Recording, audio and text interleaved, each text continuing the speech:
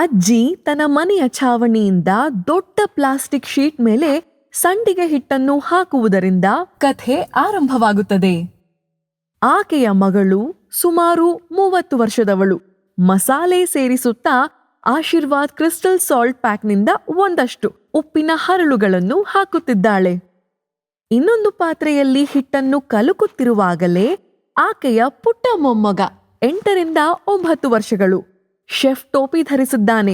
ಆತನ T shirt ಮೇಲೆ master chef ಎಂದು ಬರೆಯಲಾಗಿದೆ. ಇದೆಲ್ಲವನ್ನೂ ಗಮನಿಸುತ್ತಿದ್ದಾನೆ. ಅಜ್ಜಿ ತನ್ನ ಕೆಲಸ ಮುಗಿಸುತ್ತಿದ್ದಂತೆಯೇ ಆಕೆಗೆ ಸುಯಿ ಎಂಬ ಧ್ವನಿ ಕೇಳಿಸುತ್ತದೆ.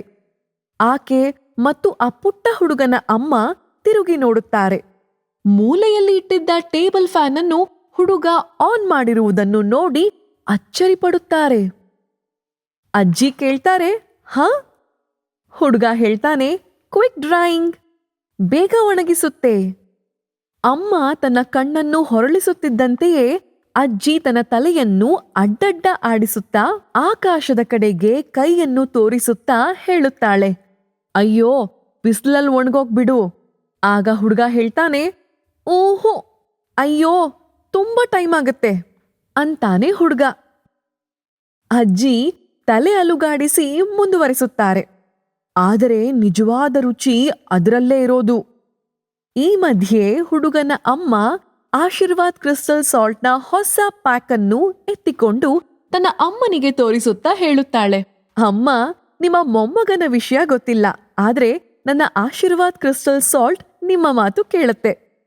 ಅಜ್ಜಿ ಪ್ಯಾಕ್ ನೋಡುತ್ತಾಳೆ, ಅಚ್ಚರಿಯಿಂದ ಮೆಚ್ಚುಗೆ ಸೂಚಿಸುತ್ತಾಳೆ. ಪ್ಯಾಕ್ ಅನ್ನು ಝೂಮ್ ಮಾಡಿ ತೋರಿಸಲಾಗುತ್ತದೆ.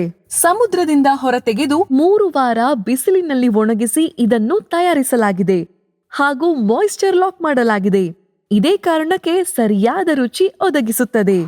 ಸಮುದ್ರದ ಬಳಿ ಇರುವ ಉಪ್ಪಿನ ಕಣ ಸೂರ್ಯನ ಬಿಸಿಲಿನಲ್ಲಿ ಒಣಗುತ್ತಿರುವುದನ್ನು ನೋಡುತ್ತೇವೆ. ಕ್ರಿಸ್ಟಲ್ ಉಪ್ಪಿನ ಹರಳುಗಳನ್ನು ಮಾಯಿಶ್ಚರ್ ಲಾಕ್ ಮಾಡಲಾಗುತ್ತದೆ. ಆಶೀರ್ವಾದ್ ಕ್ರಿಸ್ಟಲ್ ಸಾಲ್ಟ್ ಲೋಗೋ ಮತ್ತು pack shot.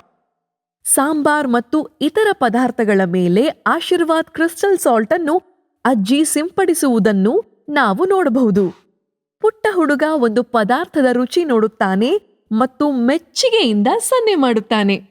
Aashirvaad crystal salt ಸೂರ್ಯನ ಬಿಸಿಲಿನಲ್ಲಿ ಒಣಗಿಸಿದ್ದು, ಸೂರ್ಯನಿಂದ ಆಶೀರ್ವಾದ ಪಡೆದದ್ದು.